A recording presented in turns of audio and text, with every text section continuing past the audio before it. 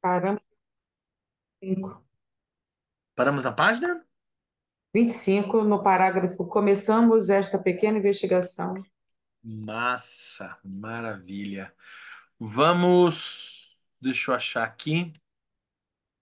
Hoje é Onde é que dia tá? 15, hoje é 14. Hum,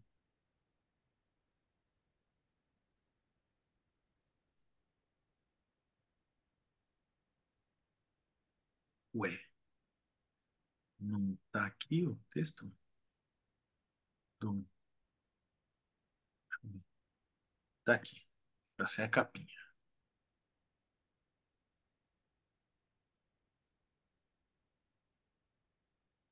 Vamos lá, então. Ah, ele não para na página. Tá vendo como era bom ter anotado mesmo. Não ter aqui lá. Na Eu não 20. sei se no PDF vai ser a mesma página, não sei. Ah, é mesmo. Tem isso. Deixa eu ver. Acho que não é, viu? Uhum. Vamos ver. Moisés, um egípcio. Eu acho que é um pouquinho antes desse Moisés o egípcio, uns 3 ou 4 parágrafos. É, achei. Estamos aqui. Eu vou na próxima anotar o PDF também, que eu achei que ele iria abrir. Pera aí. Achei que ele ia deixar aberto, mas não deixou. Às vezes tem alguns que ele deixa aberto certinho, né? Já no lugar. Vamos lá. Compartilhar tela. Aqui.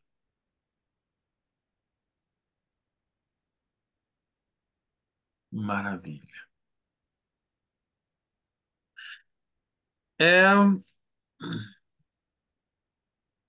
começamos esta pequena investigação, né? Estamos aqui. Beleza. Então vamos. Moisés e monoteísmo. Deixa eu jogar isso daqui para cima. Aumenta um pouco minha cegueirinha. Tá ótimo. Começamos esta pequena investigação na expectativa de chegar a um novo argumento em prol da conjectura de que Moisés era um egípcio. Vimos que o primeiro argumento, aquele baseado no nome, não foi convincente para muitas pessoas. Vamos descer para ver nota 7. Ah, tá lá. Não. Então deixa para lá. Estejamos preparados para a possibilidade de que o novo argumento proveniente da análise do mito do abandono não tenha melhor sorte. As objeções deverão ser as que as circunstâncias em que se formam e se modificam as lendas são muito obscuras para justificar uma conclusão como a nossa e que as tradições acerca do herói Moisés, confusas, contraditórias, com sinais inequívocos de remodelações e sobreposições tendenciosas ao longo dos séculos, inevitavelmente farão malograr todos os esforços de trazer à luz o núcleo de verdade histórica por trás delas. Eu não partilho dessa atitude de rejeição, mas também não sou capaz de refutá-la. Se não era possível alcançar maior certeza, por que tornei pública esta investigação? Lamento que tampouco minha justificativa possa ir além de algumas indicações, pois, se nos deixarmos conduzir pelos dois argumentos aqui apresentados e levarmos a sério a suposição de que Moisés era um nobre egípcio, perspectivas muito interessantes e abrangentes se abrirão. Recorrendo a certas hipóteses, não muito remotas, acreditamos entender os motivos que fizeram Moisés dar aquele passo extraordinário e, em estreita relação com isso, aprender o possível fundamento de numerosas características e peculiaridades da legislação e da religião que ele deu ao povo hebreu. E sentimos-nos até mesmo instigados a formular ideias significativas sobre a gênese das religiões monoteístas em geral.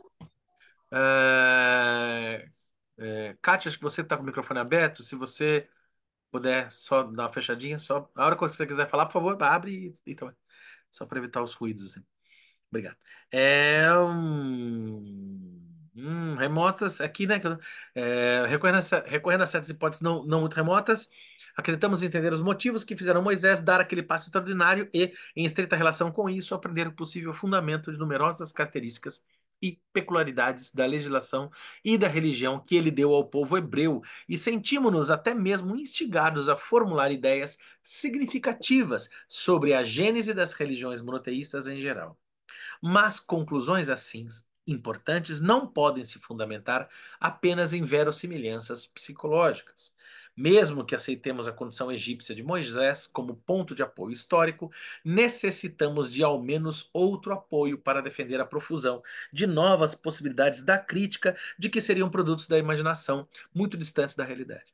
Poderia satisfazer tal necessidade uma prova objetiva de que quando viveu Moisés e, portanto, de uma prova objetiva de quando viveu Moisés e, portanto, aconteceu o êxodo do Egito. Mas essa prova não foi encontrada, de maneira que será melhor não comunicar as outras conclusões oriundas da percepção de que Moisés era um egípcio. 2. Se Moisés era um egípcio. Aqui, nessa parte que eu estava lendo agora, é interessante que ele fala, mas então, para que dividir isso? Ele fala, não, porque se ele for mesmo um egípcio, interessantes consequências a gente pode tomar disso. É interessante que o Freud, ele tem uma coisa que parece uma escrita de trás para frente, né? Ele tem uma escrita que eu já ouvi esse adjetivo num momento, é o que poderíamos chamar de uma escrita autoimune. Parece que ele fala uma coisa que gera uma pergunta, mas essa pergunta já está, dá a impressão que ele escreve de trás para frente, de modo que a pergunta que você vai fazer ele já vai responder daqui a pouco, como se o texto perguntasse para si mesmo. O modo dele de escrever é um modo como se fosse um diálogo. Na verdade, um diálogo com, não exatamente um monólogo, né? Mas um diálogo, um solilóquio, né? A rigor, que é uma conversa com ele mesmo, né? Como se ele tivesse ele falando e ele respondendo. Talvez seja esse o motivo da escrita dele ser tão saborosa, porque ela acaba funcionando como uma espécie de conversa no pé da alcova, dá uma tonalidade de intimidade nisso que ele faz, né? Porque ele tem uma tonalidade de confissão. Olha, eu vou te contar uma coisa, vem cá, né? E óbvio que este recurso, além de estético, é um recurso de convencimento. E é por isso que a gente se sente também, não só por isso, mas também, a gente se sente muito convencido pelos textos do Freud, porque ele por conta dessa escrita autoimune, né? Ele te chama para intimidade, ele te chama para amizade, ele te convida à transferência. Aí lá vai você falar, ele é um paizão, vamos confiar nele, né? Faz parte das artimanhas do seu Freud, né? No meu modo de ler, obviamente. 2. Se Moisés era um egípcio. Numa contribuição anterior para esta revista, busquei reforçar com um novo argumento a suposição de que Moisés, o libertador e legislador do povo judeu, não era judeu e sim egípcio. O fato de seu nome pertencer ao vocabulário egípcio já fora notado havia muito tempo, embora não fosse devidamente considerado. A isso acrescentei que a interpretação do mito do abandono relacionado a Moisés obrigava a concluir que ele era um egípcio que a necessidade de um povo transformou em judeu.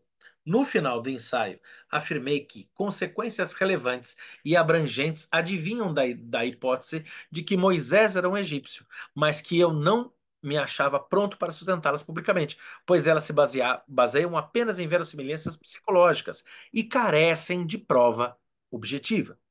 Quanto mais significantes são essas percepções, tanto mais ouvimos a advertência de não expô-las ao ataque das críticas sem que tenham uma fundamentação segura, como uma estátua de bronze com pés de barro, né?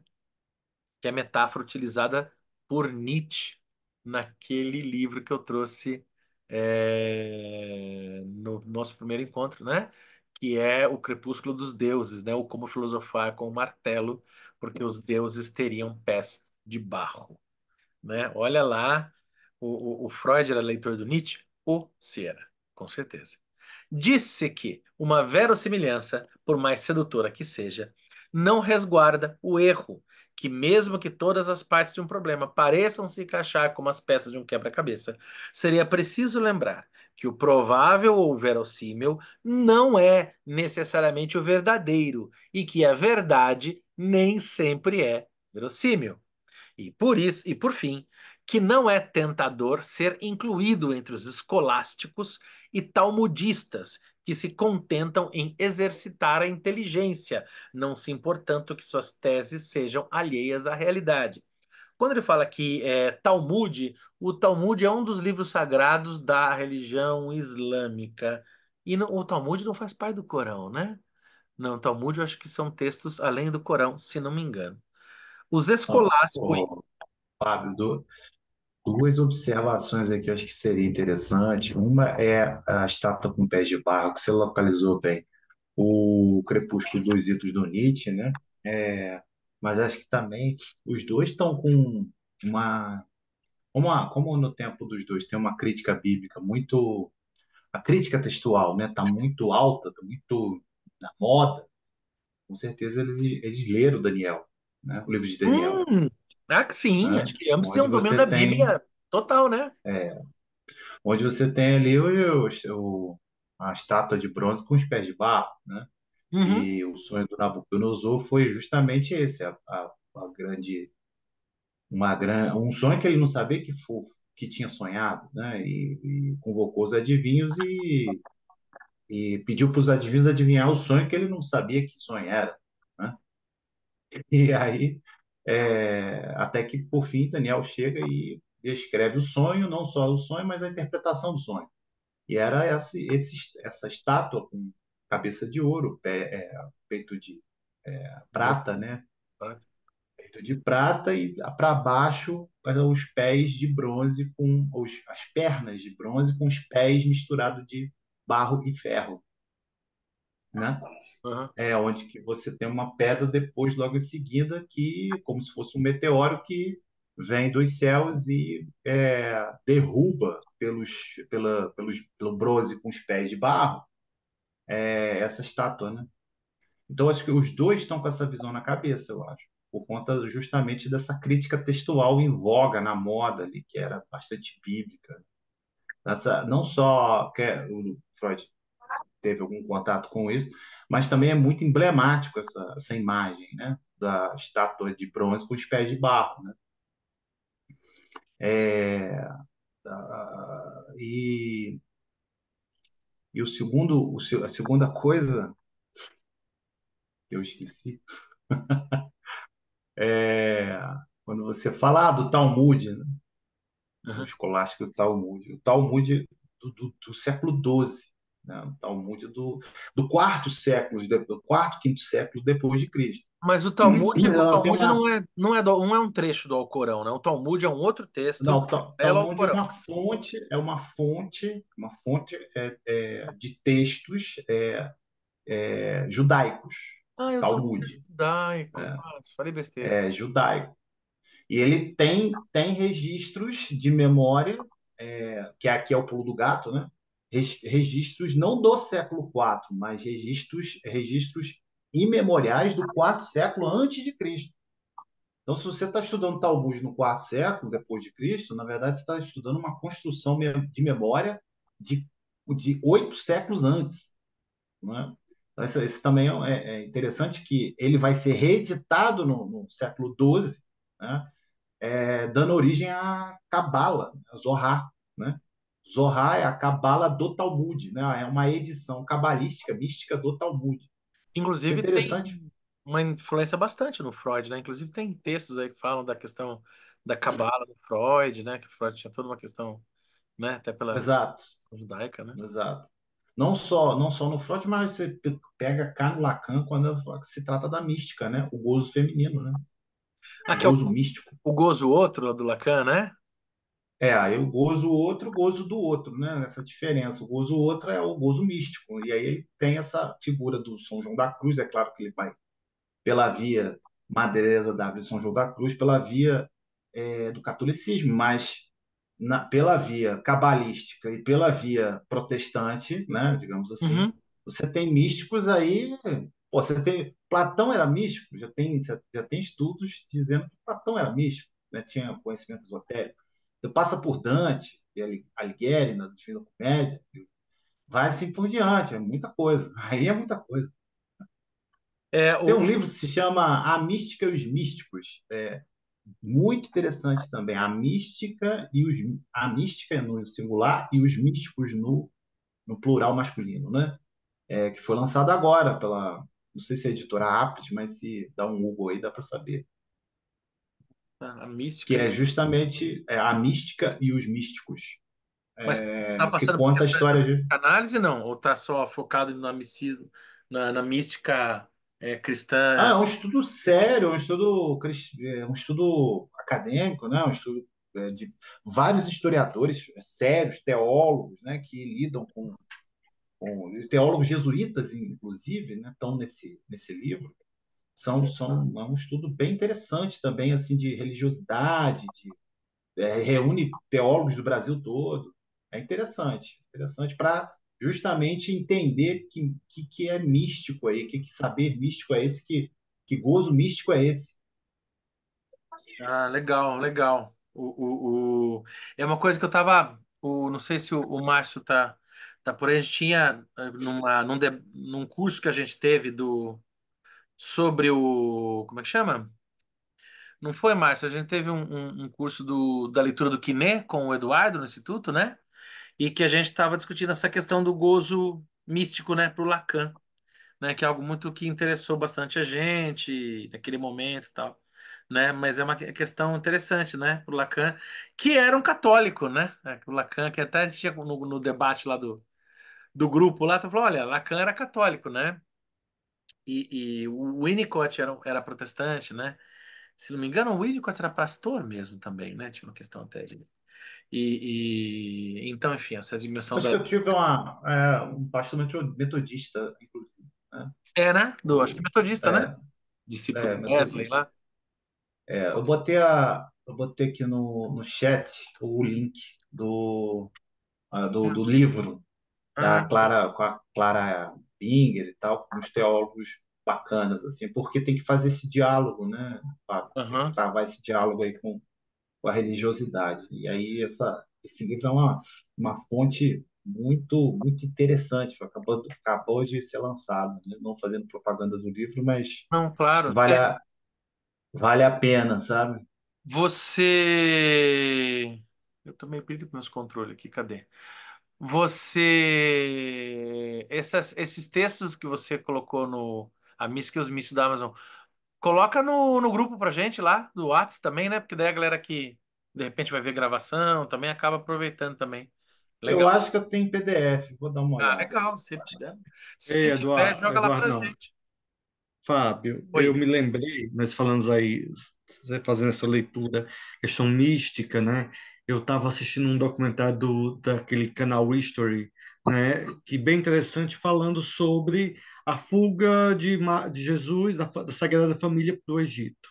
E a possível ligação de Maria com as práticas místicas, como sacerdotisa, como maga, né? E como isso é interessante, né, para a gente pensar como essas práticas, né, o misticismo, a própria relação com esses saberes, né, eles foram interpretados, foram se apropriados pelo cristianismo e foram, de certa forma, é, teve uma outra roupagem, que é a mesma que, quer dizer, quando eu trago isso para problematizar, se não foi talvez essa mesma coisa que o Freud faz.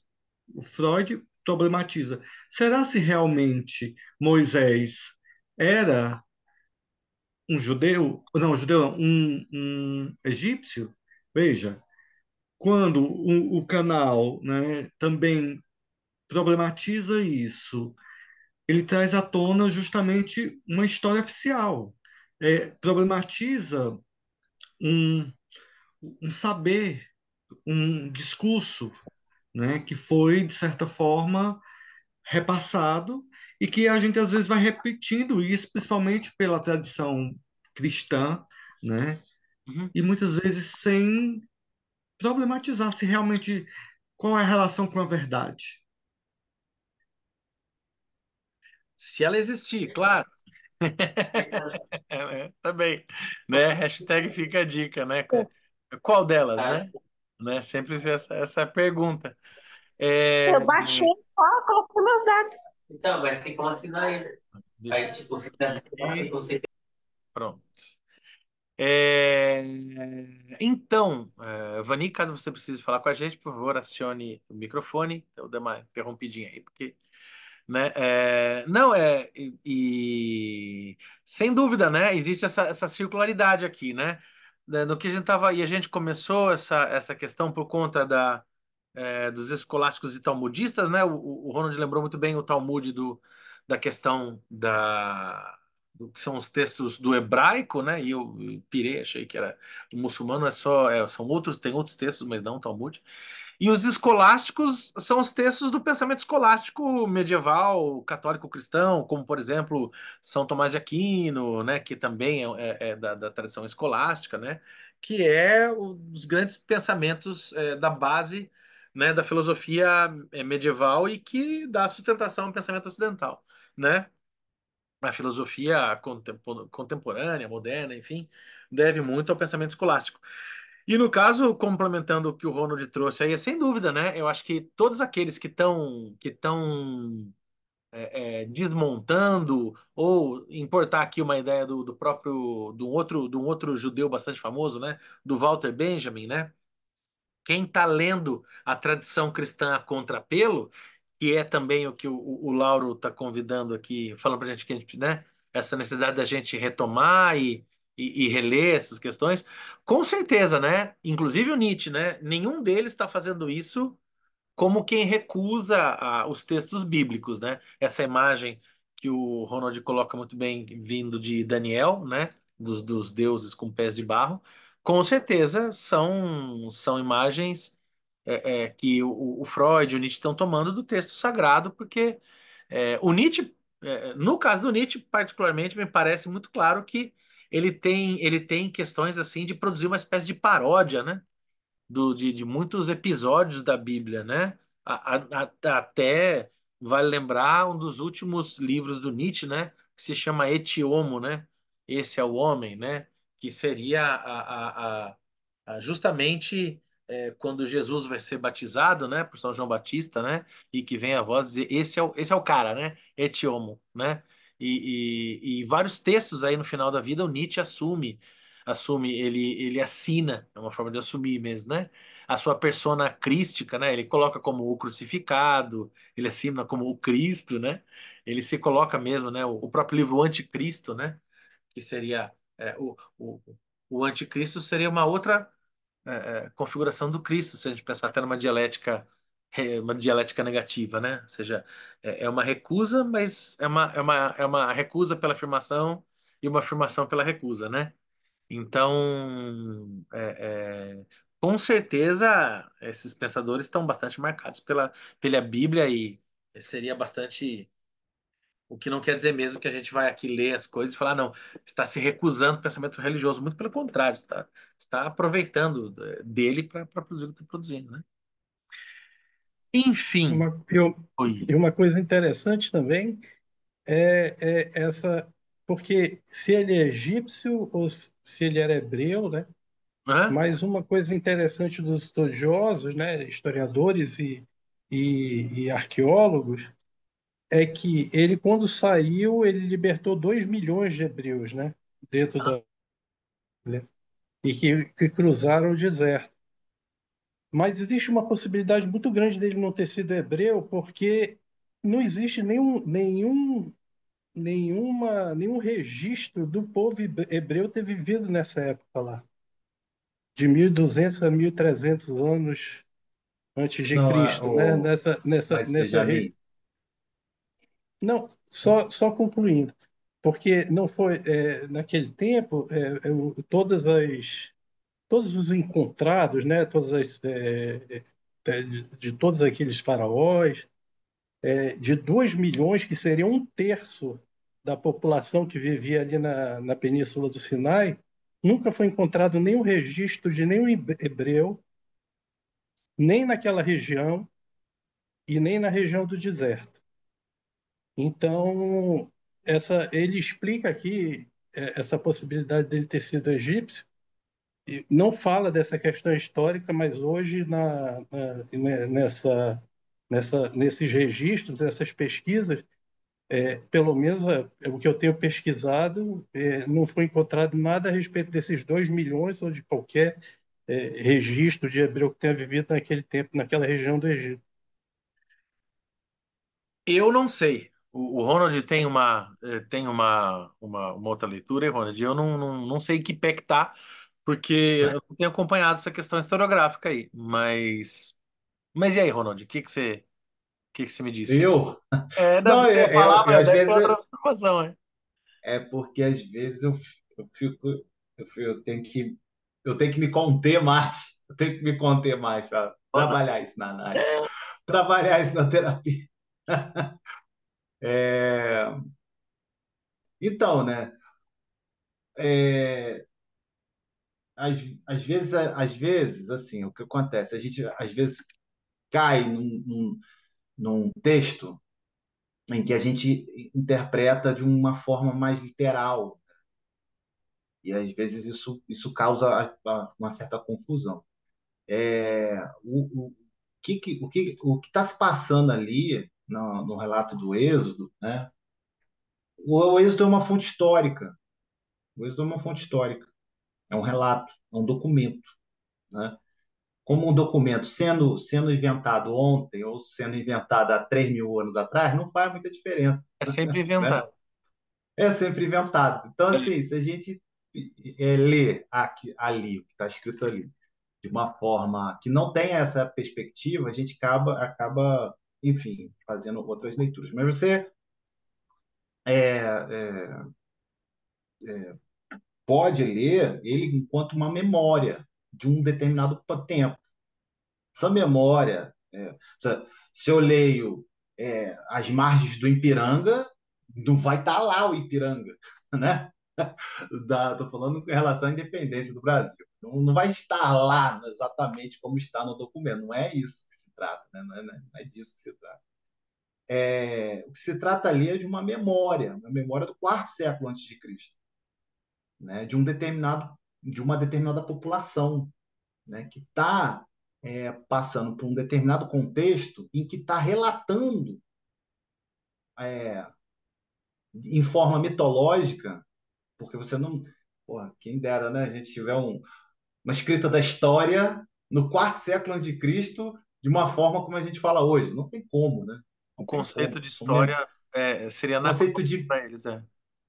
conceito de história é conceito de memória é completamente diferente, conceito de escrita é completamente diferente, conceito de que o que eles acham que eles estão fazendo, que não é o que eu estou pensando agora, é completamente diferente, né? Então, assim, então, para a gente começar, o livro de Êxodo, ele tem ali na base de quinto século antes de Cristo, quarto, quinto século antes de Cristo, a sua fabricação, né?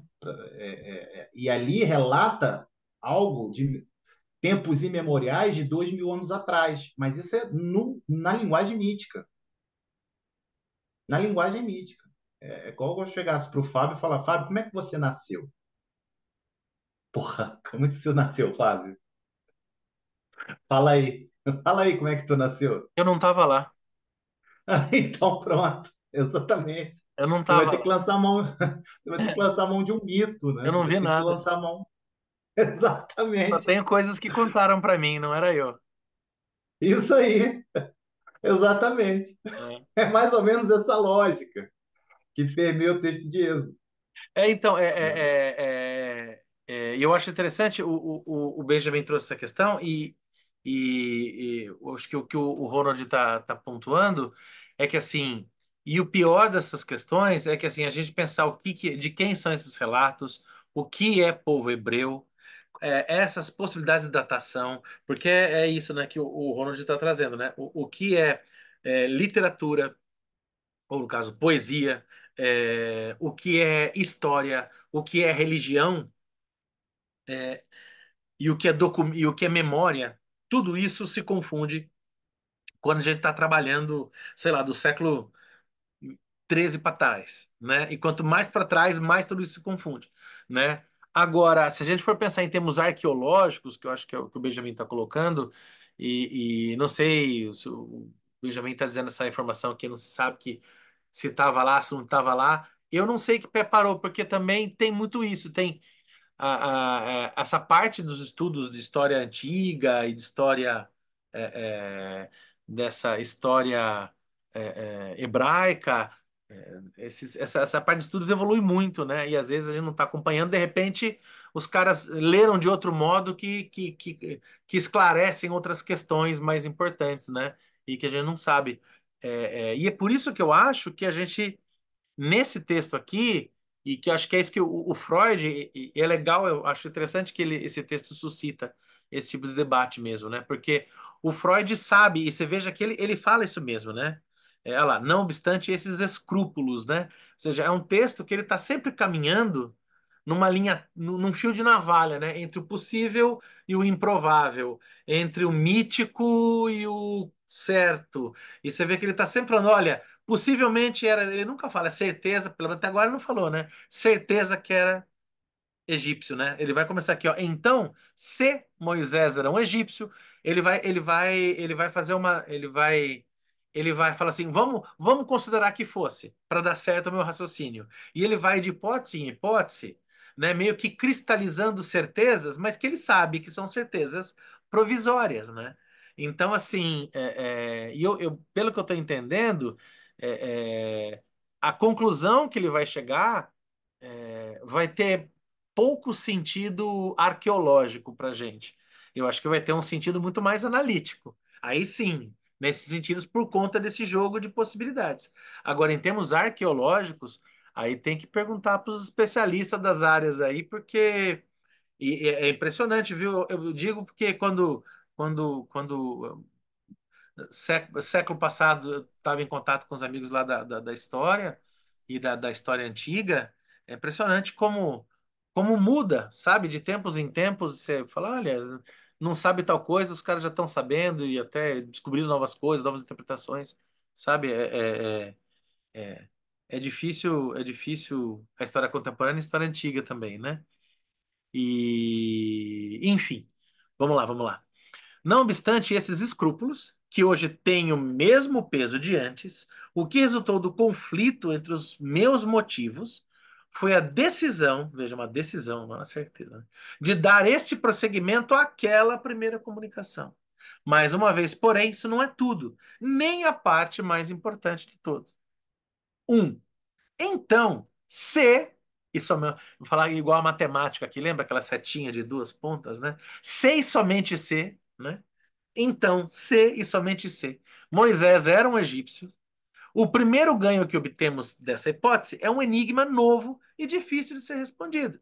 Se um povo ou uma tribo começa um grande empreendimento, cabe esperar que um dos seus membros se arvore em líder ou seja escolhido para esse papel. Mas é difícil imaginar o que teria levado um nobre egípcio, talvez um príncipe, um sacerdote, um alto funcionário, a se pôr à frente de um bando de estrangeiros, de imigrantes culturalmente atrasados e com eles abandonar o país. Você saiba que, imagino que pela comunidade judaica da época do Freud, ele chamar os judeus de bando de estrangeiros e, como é que ele fala aqui?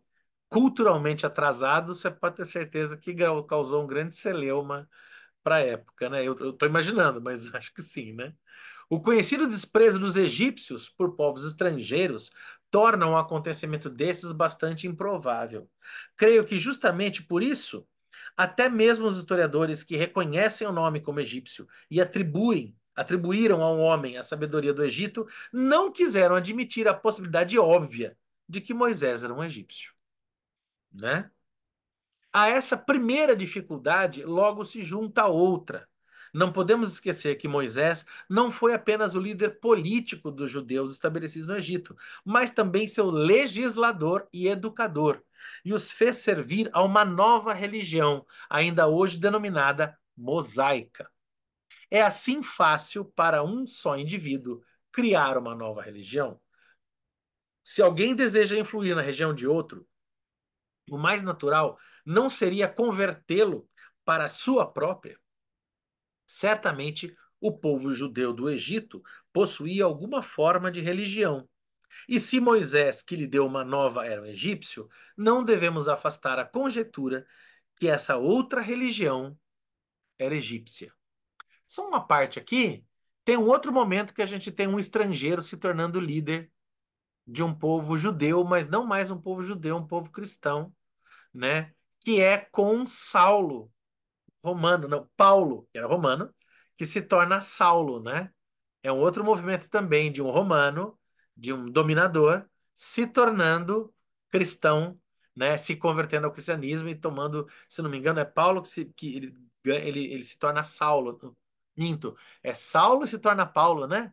Tô falando besteira? É de Saulo para Paulo. É romano Saulo e depois para cristão Paulo, né? Do Epístola aos Romanos lá. É um outro momento que isso acontece, né? Não sei se o Freud vai fazer esse link e não sei, mas que interessante, né? Eu não sou especialista em cristianismo, já levantaria a lebre. E aí, será que Paulo existiu também? Né? Mas aí eu acho que deve ser mais fácil provar, né? Certamente o povo judeu produziu alguma. Ah, já li. Essa possibilidade encontra um obstáculo. Há um enorme contraste entre a religião judaica vinculada a Moisés e a egípcia. A primeira é um monoteísmo de formidável rigor. Há apenas um Deus. Ele é único, onipotente e inacessível. Os homens não suportam a sua visão, não podem fazer imagens dele, nem mesmo pronunciar seu nome. Na religião egípcia, há inumeráveis deuses de origem e dignidades diversas. Algumas personificações de grandes forças naturais, como o céu e a terra, o sol e a lua. Também uma abstração do mar. Desculpa. Também uma abstração como Maat, ó, viajei aqui. Verdade, justiça. Ou uma caricatura como o anão Bes. A maioria sendo, porém, divindades locais do tempo em que o país se dividia em muitas províncias, tendo formas de animais, como se ainda não tivessem completado a evolução a partir dos velhos animais totêmicos, sem claras diferenças entre si, de modo que dificilmente lhes são atribuídas funções especiais. Os hinos para os deuses dizem aproximadamente a mesma coisa de cada um, identificam uns com os outros sem hesitação, de uma maneira que nos confunde irremediavelmente. O Egito era uma grande um grande conglomerado de pequenos reinos, né, que depois se torna um império, né? Você tinha os nomos, os nomarcas, né, e que se fundem, né? E daí uma ideia de que o politeísmo egípcio seria, na verdade, cada cidade tendo seu, como hoje, né, assim, como no nosso país ainda hegemonicamente católico, né, que cada cidade tem um padroeiro, né, coisa assim, o nosso monoteísmo politeísta, né, cheio de santos que são meio deuses e tal, né? Não tem funções especiais. Os hinos para os deuses dizem aproximadamente a mesma coisa de cada um. Identificam uns com os outros sem hesitação, de uma maneira que nos confunde irremediavelmente. Nomes de deuses são combinados de sorte que um é quase reduzido a epíteto de outro. Assim, no auge do novo império, o deus principal de Tebas se chama Amon-Ra, composição que a primeira parte designa o deus da cidade, que tem a cabeça de carneiro, enquanto Ra é o nome do deus Sol, de On, Heliópolis, com cabeça de falcão. Atos mágicos e de cerimonial, fórmulas de encantamento e amuletos dominavam o culto desses deuses, tal como sucedia na vida cotidiana dos egípcios. Várias dessas diferenças podem facilmente derivar da oposição fundamental entre um rígido monoteísmo e um politeísmo sem restrições.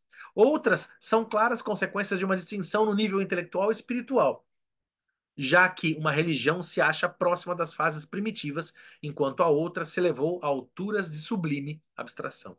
Talvez seja devido a esses dois fatores que, às vezes, se tem a impressão que o contraste entre a religião mosaica e a egípcia é deliberadamente realçado, quando, por exemplo, uma delas condena rigorosamente toda espécie de magia e encanto, coisas que vicejam luxuriosamente na outra.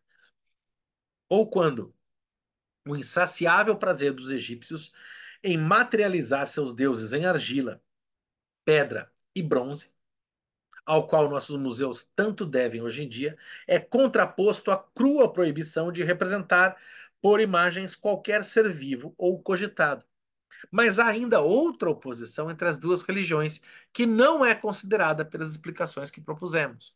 Nenhum outro povo da antiguidade fez tanto para negar a morte, tomou tão cuidadosas providências para possibilitar uma existência no além e, de modo coerente, Osíris, o deus dos mortos, que governava esse outro mundo, era o mais popular e menos contestado entre os deuses egípcios. Já a antiga religião hebraica abandonou completamente a imortalidade. A possibilidade de uma continuação da existência após a morte não é mencionada jamais em lugar nenhum. E isso é tanto mais notável porque experiências posteriores demonstraram que a crença numa vida após a morte pode muito bem condizer com uma religião monoteísta. Esperávamos que a hipótese de que Moisés era um egípcio se revelasse fecunda e esclarecedora em vários aspectos, mas a primeira conclusão que nos levou a essa hipótese, de que a nova religião que ele deu aos hebreus foi a sua própria, a egípcia, não se sustenta devido à percepção da diferença e até mesmo oposição entre as duas religiões. 2. Eu vou dizer o mesmo que o Ronald aqui. Eu deveria. Acho que eu tenho que levar para análise minha vontade de ficar quieto. Mas assim, esse daqui tá com cheiro de que vai entrar o Menofis quarto aqui, hein? Esse daqui tá na Revolução do Akhenaton e tal, né? Mas vamos ver. Que vai estará a brincadeira aqui. Ora, bolas, vamos lá. Né? Tá com cheiro de spoiler isso daqui. Mas vamos lá. Há um acontecimento notável na história da religião egípcia, conhecido e apreciado apenas tardiamente, que nos abre mais uma perspectiva. É possível que a religião dada por Moisés ao seu povo judeu fosse a sua própria, uma religião egípcia, embora não a religião egípcia. Na gloriosa dinastia de 18ª, 18, né, sob qual o Egito se tornou primeiramente um império internacional, assumiu o trono por volta de 1375 a.C., um jovem faraó inicialmente que se chamou Amenófis. Olha o que vai acontecer. Como o pai, mas que depois alterou o seu nome, alterou o nome. E não apenas isso. Esse rei quis impor a seus egípcios uma nova religião, que ia de encontro às suas tradições milenares e a todos os hábitos de vida que conheciam. Era um monoteísmo rigoroso, rigoroso. A primeira tentativa dessa espécie na história do mundo, até onde vai nosso conhecimento. E com a fé no único Deus também nasceu, como que, de forma inevitável, a intolerância religiosa, que era alheia à antiguidade até então, e assim permanecia ainda muito tempo depois. Mas o reinado de Amenófis durou apenas 17 anos. Logo depois de sua morte, ocorrida em 1358, a nova religião foi abolida e a memória do rei herético proscrita. Se não me engano, o filho de Amenófis, que é o Akhenaton, né, seria o seu filho Tutankhaton, não é? Mas ele é proscrito, então ele deixa de chamar Tutankhaton e se torna o famosinho, o primeiro popstar da história egípcia, o Tutankhamon, né? Não foi ele que tentou unificar esse politeísmo e monoteísmo? Que é o Amenófis IV, que vai virar Eu acho é justamente. o Tutankhamon é filho do cara, né? Que era para chamar Tutankhaton, só que não deixaram porque o pai fez o que não devia, que era, né, fazer a conversão de vários em um, né? Isso. Uhum. Enfim, eu já pirei numa outra coisa aqui. Vou seguir os conselhos de Ronald aqui. Senão é estrago que. É legal, o Freud ele faz isso, né? Ele fala as coisas que ele já sabe, né? E ele vai montando para, né? Ele é danado, ele é bom no convencimento. É, O pouco que dele sabemos vem das ruínas da nova capital que construiu e dedicou a seu Deus e das inscrições nas tumbas de pedra a que ela pertencia. É digno de todo o interesse tudo que pudemos descobrir sobre essa personalidade notável, até mesmo única. Tudo o que é novo teve seus preparativos e precondições no que veio antes. As origens do monoteísmo egípcio podem ser rastreadas com alguma certeza por um trecho anterior ao evento. Na escola sacerdotal do Templo do Sol, em On, Heliópolis, desde certo tempo havia tendências que desenvolviam a concepção de um Deus universal e enfatizavam o lado ético de sua natureza. Maat, a deusa da verdade, ordem e justiça, era uma filha de Ré, deus do Sol. Já sob Amenófis III, pai e predecessor do reformador, a adoração do deus Sol recebe um novo ímpeto, provavelmente em oposição a Amon, de Tebas, que se tornara muito poderoso, né?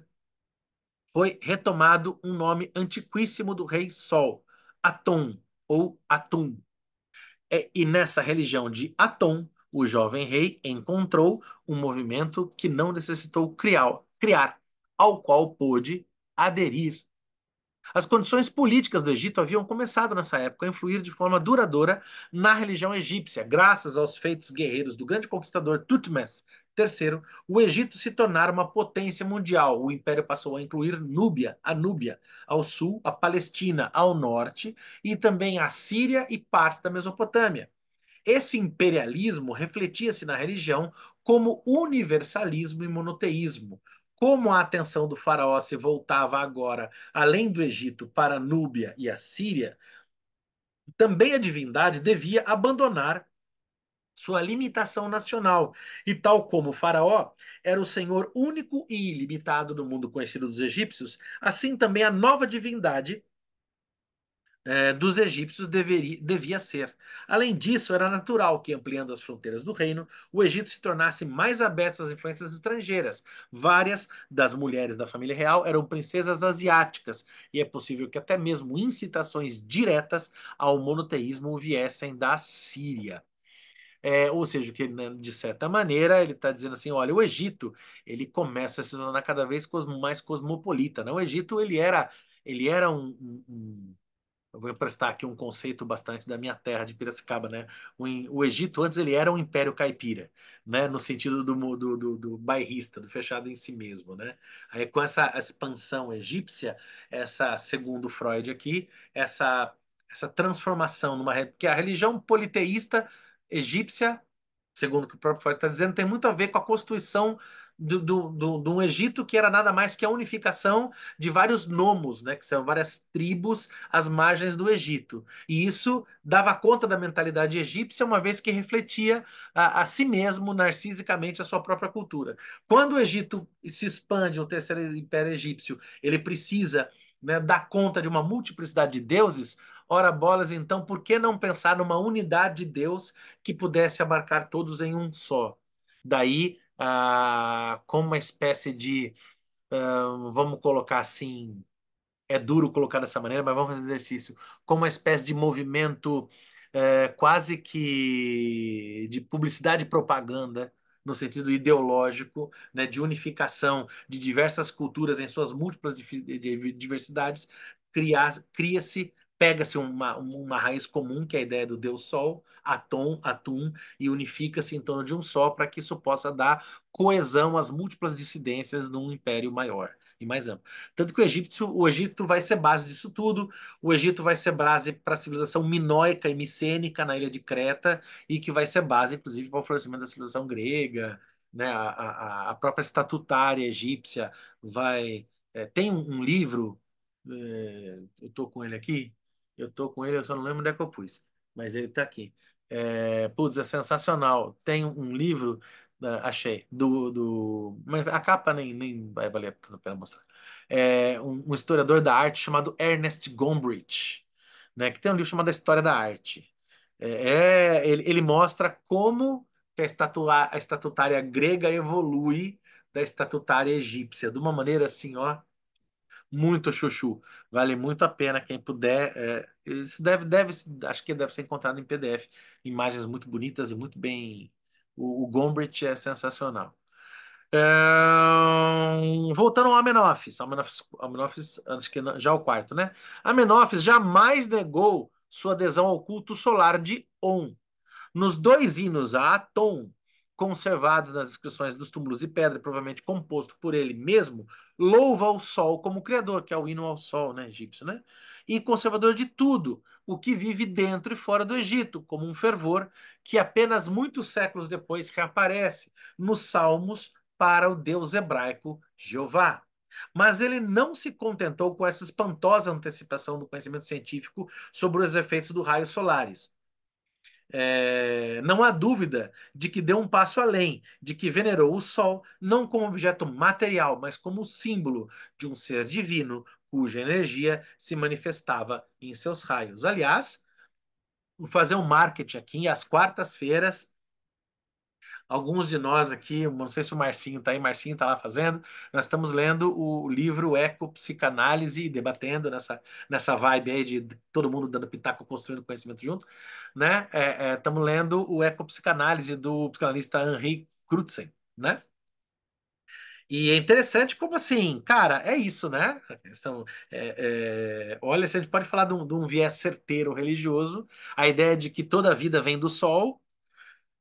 Olha, né? Não precisa de muito biólogo para entender que tem muita razão nessa história, né? Que sensacional que é isso, não? Hum. Continuando, não faremos justiça ao rei. Porém, se o virmos apenas como adepto e fomentador de uma religião de Atom que já se havia, sua atividade foi bem mais incisiva. Ele acrescentou algo novo. Aquilo que fez a doutrina do Deus universal se tornar um monoteísmo, o fator da exclusividade. Num de seus hinos, isso é declarado expressamente: Ó tu, Deus único, junto ao qual não há outro. E não esqueçamos que, para que a apreciação da nova doutrina, não basta o conhecimento de seu teor positivo, quase tão importante é o seu lado negativo, o conhecimento daquilo que ela rejeita. Também seria equivocado supor que a nova religião tenha nascido de uma vez e já plenamente equipada, como Atenas da cabeça de Zeus. Tudo indica, na verdade, que durante o reinado de Amenófis, ela se fortaleceu gradualmente, adquirindo maior clareza, coerência, intolerância e dureza. Essa revolução provavelmente ocorreu sob influência da vigorosa oposição que a reforma do rei provocou entre os sacerdotes de Amon. No sexto ano do reinado de Amenófis, a hostilidade chegou a tal ponto que o rei mudou seu nome, do qual fazia parte o interdito nome do deus Amon. Ele passou a se chamar Akhenaton, né, que é o filho de Atum, que é o deus do sol, né? Mas não apenas do seu nome apagou aquele deus odiado, também de todas as inscrições, inclusive naquelas onde se achava o nome de seu pai, Amenófis III. Pouco depois de mudar o nome, Akhenaton abandonou Tebas, dominada por Amon, e construiu uma nova capital a jusante do rio, a qual chamou Akhetaton, Horizonte de Atom. Hoje, suas ruínas são conhecidas como Tel Ar, não, Tel El Amarna. A perseguição por parte do rei atingiu sobretudo Amon, mas não apenas ele. Em todo o reino foram fechados os templos, o culto foi proibido e o patrimônio dos templos confiscado. Quase que uma reforma que lembra o Henrique VIII na Igreja Católica na Inglaterra, né? Olha aqui, né? Olha a história aí, né? Brincando de se citar, né? Onde é que eu tô? Não, surpreendente essas medidas de Akhenaton. Peraí, não vou estar aqui. O afã do rei foi tão longe que ordenou que se examinasse os monumentos antigos para riscar deles a palavra Deus, quando usada no plural. Não surpreende que essas medidas de Akhenaton gerassem um clima de fanática ânsia de vingança no clero reprimido e no povo insatisfeito, algo que se manifestou livremente após a morte do rei. A religião de Aton não se tornou popular, provavelmente ficou restrita a um pequeno círculo ao redor da pessoa do rei. O fim de Akhenaton permanece obscuro para nós. Sabemos que alguns sucessores em sua família, figuras vagas que não viveram muito tempo. Já o seu genro Tutankhaton, olha lá, foi obrigado. Ah, é genro, achei que era filho. O Tutankhaton foi obrigado a voltar para Tebas e substituir o deus Atom por Amon em seu próprio nome, Tutankhamon. E daí ele vai ser envenenado depois, não se me engano. Seguiu-se uma época de anarquia até que o general Haremhab conseguiu restaurar a ordem em 1350. A gloriosa 18ª dinastia se extinguiu e simultaneamente se perderam suas conquistas na Núbia e na Ásia. Nesse intervalo nebuloso foram reintroduzidas as velhas religiões egípcias. A religião de Atom foi abolida. A capital de Akhenaton foi destruída e saqueada. Sua memória foi banida como de um criminoso. Aí ele não vai falar, né? Mas me parece que e o Tutankhamon, né? Que era Tutankhaton, ele vai se tornar Tutankhamon, vai abandonar o Atom, vai ficar Amon, tal, etc, tal, vai fazer uma média para o restabelecimento da religião pluralista, até porque você unificar a religião seria você unificar impostos, uma vez que eram sacerdotes que faziam a recolha dos impostos, né? Uma vez que o conceito de Estado laico aqui. Se no Brasil do século XXI é difícil, imagina como é que não era no Egito, né? Então, não tem nada de Estado laico aqui, muito pelo contrário. Se não me engano, o Tutankhamon, o Tutankhaton, que é o faraó menino, né? Ele vai, se não me engano, morrer envenenado. Ainda que ele tenha feito a conversão de volta para o politeísmo, ele não vão segurar a onda com ele, não. E ele vai acabar sendo morto se eu não estiver falando besteira. Então, falei, né? A galera evolui muito nos estudos aí, de repente eu estou falando groselha. Com um propósito específico, vamos destacar alguns pontos da caracterização negativa da religião de Atom. Em primeiro lugar, o fato de que tudo ligado a mito, magia e feitiçaria se acha excluído dela. Depois, a forma de representação do deus Sol já não era, como no passado, uma pequena pirâmide ou um falcão, mas sim o que podemos chamar de sóbrio, um disco redondo de que saem raios que terminam em mãos humanas. Não obstante o entusiasmo pela arte do período de Amarna, não foi achada outra representação do Deus Sol, nenhuma imagem pessoal de Atom, e podemos afirmar com segurança que não será. Por fim, o completo silêncio quanto ao Deus dos mortos, Osíris, e ao reino dos mortos. Os hinos e as inscrições tumulares nada dizem sobre o que provavelmente era mais caro aos egípcios. O contraste com a religião popular não pode ser mais claro. É interessante essa questão da representação do sol. Ele fala que não vai ser encontrada. Imagino porque me parece, se eu não estou enganado aqui, se eu entendi direito, ele sugere que havia uma espécie de proibição, né? Ou de evitação de representação da figura do Deus, como você encontra na própria Igreja Católica, né? Já que você tem representações de santos, de Jesus e tal, mas não de Deus. Pelo menos eu acho que a única representação de Deus famosa que a gente tem na Igreja Católica é o Deus lá tocando Davi do Michelangelo na Capela Sistina, né? Do demais, a gente não encontra a representação de Deus. Deus não tem rosto. E, por exemplo, outra religião do eixo abraâmico, que é o islamismo, né? Você sabe que no islamismo não se pode representar Deus. E nem Maomé. Quer dizer, Maomé pode ser representado, mas não o rosto, né? Maomé não pode ser pintado o rosto. Maomé, quando aparece Maomé, ele tem uma chama, né? Um fogo, mas não um rosto, né? Seria Maomé não é representável, essa coisa da divindade, da não tocabilidade da divindade, e daí na própria questão dos hebreus com o nome de Deus que é impronunciável, né? Que se dá o tetragrama e tal, né? Acredito que esse é um link aí possível. 3. Agora arriscarei esta conclusão. Se Moisés era um egípcio e se transmitiu aos judeus sua religião, esta foi a de Akhenaton, a religião de Atom. Freud botando as cartas na mesa.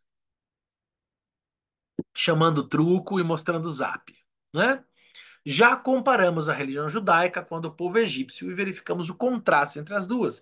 Agora devemos fazer uma comparação entre a religião judaica e a de Atom, na expectativa de provar a identidade original de ambas. Sabemos que não é uma tarefa simples, devido à ânsia de vingança dos sacerdotes de Amon. Talvez saibamos muito pouco sobre a religião de Atom. Conhecemos a religião mosaica apenas em sua forma definitiva, tal como foi fixada pelos sacerdotes judeus mais ou menos 800 anos depois, na época pós-exílio. Se apesar da ausência de material favorável encontrarmos indícios que favoreçam nossa hipótese, será lícito lhes darmos grande valor.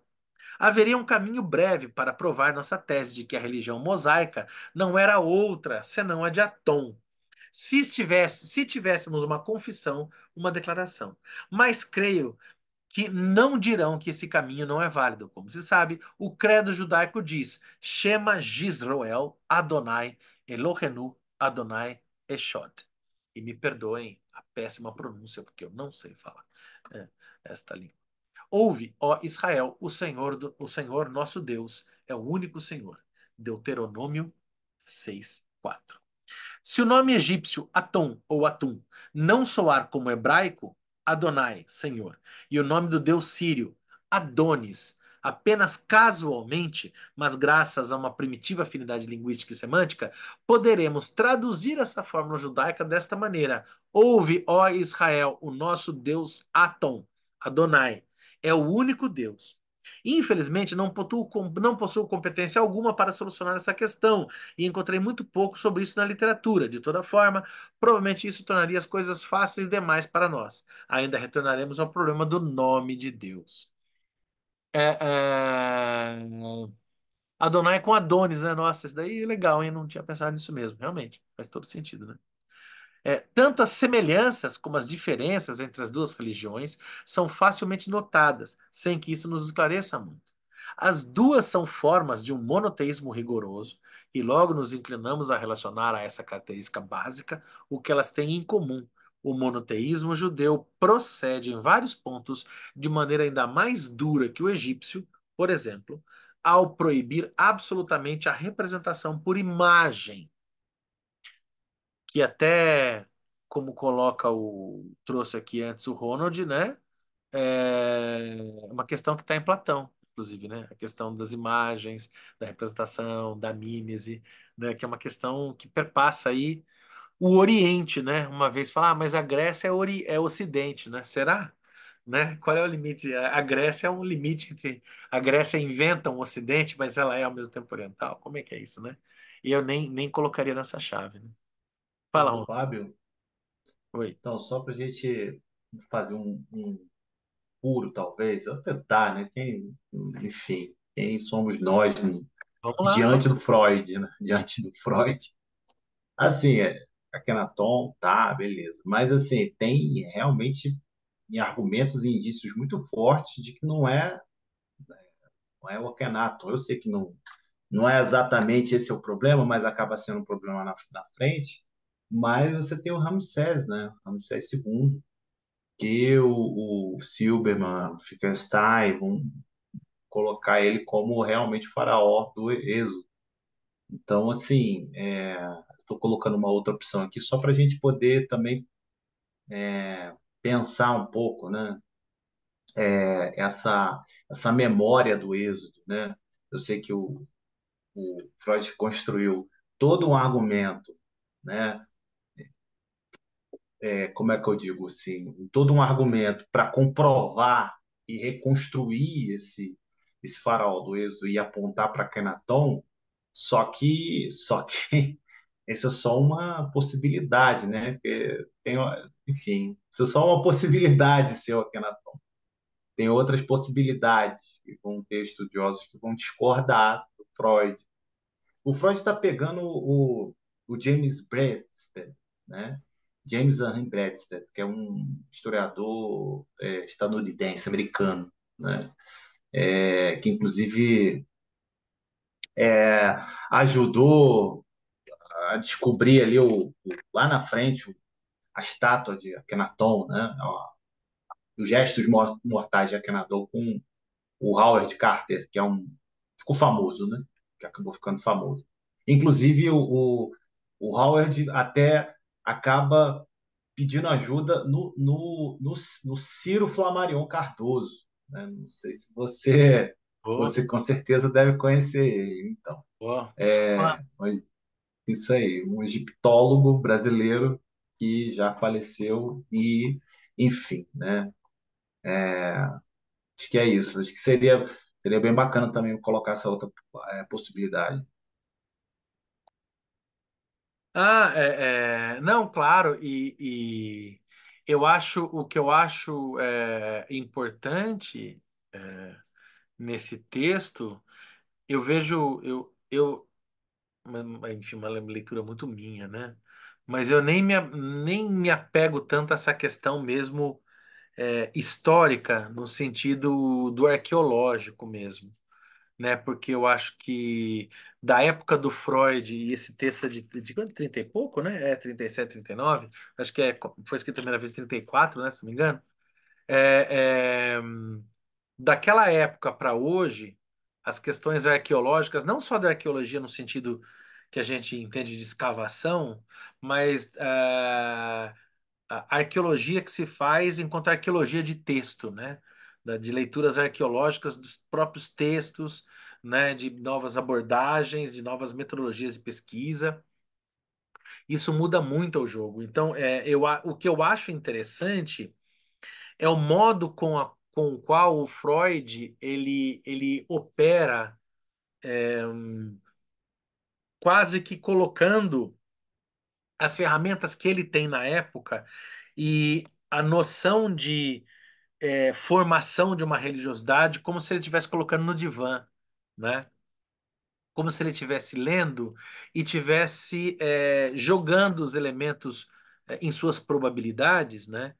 Para tentar é, espremê-los, né? Ou até, como diria, quem falava isso? Era o Nietzsche, se não me engano, né? De torcer os conceitos para fazê-los gritar, né? Ou como o próprio. Que na verdade é muito de uma prática, vem de uma prática hebraica, que é a prática da exegese, né? Que é você ler o texto, né? Nesse movimento, como o Benjamin também falava, contrapelo, né? Então, eu acho que a vantagem do Freud, né, de poder pegar a religião e olhar para a religião, e acho que essa é uma das grandes questões, assim, como uma espécie de cientista de ciência da religião, né? Onde eu estudei história, eu fiz história há muito tempo atrás na Unimep, né? Que é a faculdade que hoje o curso de história nem existe mais, enfim, as faculdades foram fechando e tal, né? A Unimep tem alguns cursos como psicologia, direito, né, mas não tem mais história, se não me engano. E era um curso muito bom, e eu me lembro é, que lá na Unimep, que era a faculdade metodista, inclusive, ela tinha o centro, e tinha uma graduação em ciência da religião, né? Então eu fico assim, eu achava, eu nunca não fiz, eu tinha alguns professores comuns, tive um orientador de filosofia medieval que era da ciência da religião, mas e eu me lembro, por exemplo, que a gente tinha psicanalistas ali que davam aula no curso de ciência da religião, né? E era interessante como eu acho que o Freud nesse texto ele contribui nesse sentido de pensar de fazer uma espécie de ciência da religião, de poder pegar a religião e poder fazer uma ciência dela, poder criticá-la nesses termos, né? Agora, eu entendo assim que pegar os movimentos que o Freud coloca e lê-los de modo a falar, olha, isso daqui é a história arqueologicamente, assim, eu acho que com certeza hoje em dia a gente tem outras leituras que vão muito além, né? E o legal dele é que ele tem uma consciência de jogar com probabilidades, né? Tanto que eu brinquei lá atrás, aquela coisa da setinha da matemática, sei somente C, né? O que salva ele é isso, ele tá todo o tempo se. Você pode ver, você vai lendo, ele fala se for isso, então tem aquilo. E se for assim, ou seja, ele tá apoiado num conjunto de hipóteses que ele tem uma clareza, é um jogo de hipóteses que ele está fazendo, né? Ele está fazendo uma sopa de hipóteses. Então ele fala, olha, eu não posso provar, mas aqui parece que tem coisa, né? E ele vai caminhando como quem anda em blocos de gelo movediço, né? E é esse o movimento que ele faz. Então, nesse sentido, eu acho muito valoroso. Agora, realmente, pegar o texto do Freud como uma verdade arqueológica, eu acho que hoje em dia, com o que a gente tem, eu acho arriscado. Acho bem arriscado mesmo, né? Me parece, né? Por isso até que eu falei, Ainda, ma- eu não sei. Oi. ainda mais assim, se você botar um pano de fundo político desse momento, né, que você tem história, ciência da religião, história das religiões se constituindo enquanto campo de pesquisa, né? também é interessante. Você vem desde a década de 60 do século XIX, você tem isso já, né? Os dois campos se digladiando para ver quem monopoliza ali quem produz esses bens dos saberes, né? É. Históricos, né? Dos saberes históricos. E o que está por trás disso tudo é a ciência e a religião, né? A ciência, a história tendendo a ser científica e a religião tendendo a ser teológica, passando pela ciência da religião. Os cientistas religiosos são teólogos, vamos botar assim, tem uma tendência à teologia. E os ateus têm uma tendência à história da religião. Então, tá sempre assim um gradiente aí, né, que o Freud está tentando contrabalancear, né? Sim, tem. Ele parece que, nesse sentido, ele é muito ancestral a esse debate que você está colocando, né, de história da religião e ciência da religião. Ele é uma espécie de, sob um certo prisma, um precursor disso. Mas, ao mesmo tempo, ele está à frente porque ele tem vários movimentos aqui que ele parece que ele se aproximaria de um olhar mais religioso. Mas em vários momentos ele tem um olhar que se aproximaria de um olhar mais historiográfico, num estrito senso, num acadêmico, no academicismo, que vai lá, nem os historiadores, acho que muitos hoje acham dessa maneira tão dura, né? Tem sempre uns historiadores meio Pasternak, né? Acontece mesmo, sempre existe, né? Aqueles, ciência, né? Oh, ciência vence, né? Uns delírios, né? Desse tipo, né? E é engraçado que nesses termos eu acho valoroso, né? Eu acho que nesse, nesse modelo, né? Mas realmente tem muita coisa. Daí até que eu falei, eu dei aquela ideia.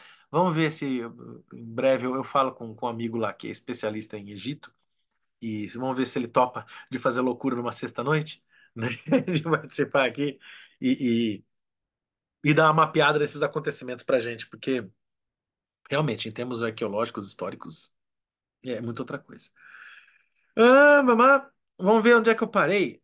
Tal admiração desaparece quando retrocedemos da religião judaica para de Atom. É, não li, né? Aqui. Tá, a impressão parece agora justificada, se na comparação substituímos a religião judaica pela de Atom, que Akhenaton, como sabemos, desenvolveu em deliberada hostilidade à religião popular.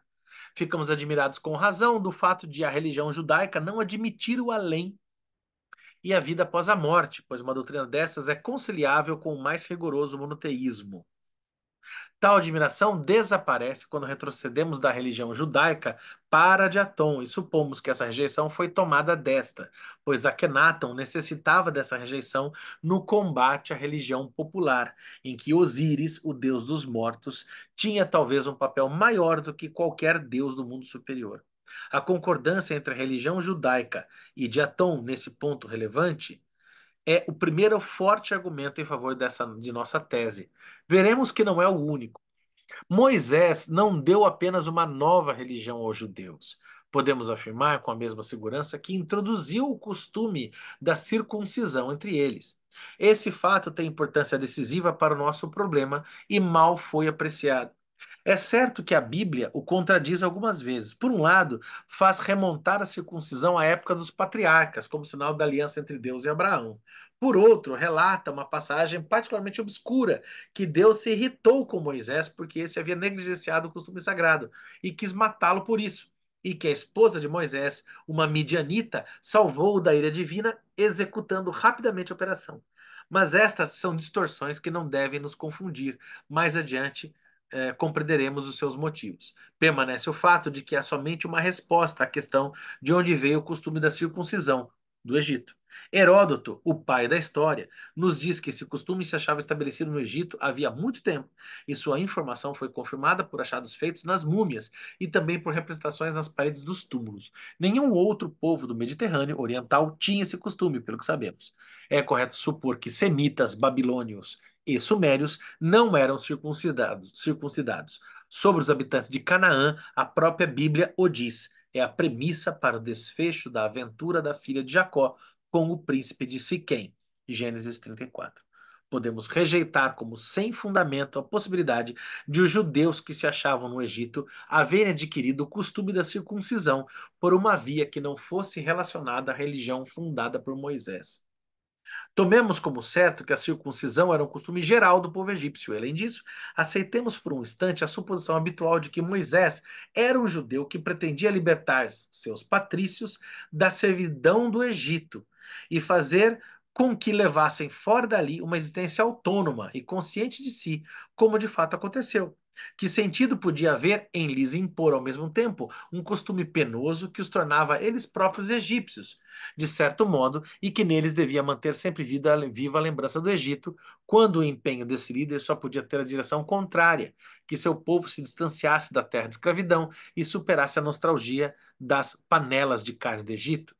Não, o fato do qual partimos e a suposição que lhe acrescentamos são tão inconciliáveis entre si, que adquirimos o ânimo para esta conclusão. Se Moisés deu aos judeus não apenas uma nova religião, mas também o preceito da circuncisão, ele não era um judeu, e sim um egípcio, e a religião mosaica era provavelmente egípcia, e, por seu antagonismo com a religião popular, devia ser a de Atom, com a qual a religião judaica posterior concorda em alguns aspectos notáveis. Já observamos que a nossa hipótese de que Moisés não era judeu, mas egípcio, cria um novo enigma. Sua conduta, que parecia facilmente compreensível num judeu, torna-se inapreensível num egípcio. Porém, se situarmos Moisés no tempo de Akenaton e o relacionarmos a esse faraó, o enigma desaparece e se revela a possibilidade de motivos que respondem às nossas questões. Partamos da premissa de que Moisés era um indivíduo nobre e de alta posição, talvez um membro da casa real, como diz a lenda. Ele certamente era cônscio de suas grandes capacidades, era ambicioso e enérgico, talvez até acalentasse a ideia de um dia guiar seu povo, governar o reino. Próximo do faraó, era um adepto convicto da nova religião, cujos princípios fundamentais tornara seus. Quando o faraó morreu e se instaurou a reação, ele viu suas esperanças e perspectivas arruinadas, se não abjurasse as convicções que lhe eram caras. O Egito nada mais tinha a lhe oferecer. Ele havia perdido sua pátria. Nesta situação, achou uma saída em comum. O sonhador Akhenaton havia se afastado de seu povo e deixado seu império desmoronar. Combinava com a natureza enérgica de Moisés o plano de fundar um novo reino, de achar outro povo ao qual desse, para adoração, a religião desprezada pelo Egito. Era, como se percebe, uma tentativa heróica de lutar contra o destino, de compensar em duas direções diferentes as perdas que a catástrofe de Akhenaton lhe trouxera. Talvez ele fosse, naquele tempo, governador da província de fronteira, Gozen, na qual, ainda na época dos Ixos, certas tribos semitas haviam se estabelecido. Então escolheu estas para serem seu novo povo, uma decisão histórica de alcance mundial. Entrou em acordo com elas, colocou-se à sua frente e cuidou de sua imigração com mão forte, em completa oposição à tradição bíblica. Devemos supor que esse êxodo ocorreu de modo pacífico e sem perseguição. A autoridade de Moisés o tornou possível e não havia então um poder central que o impedisse.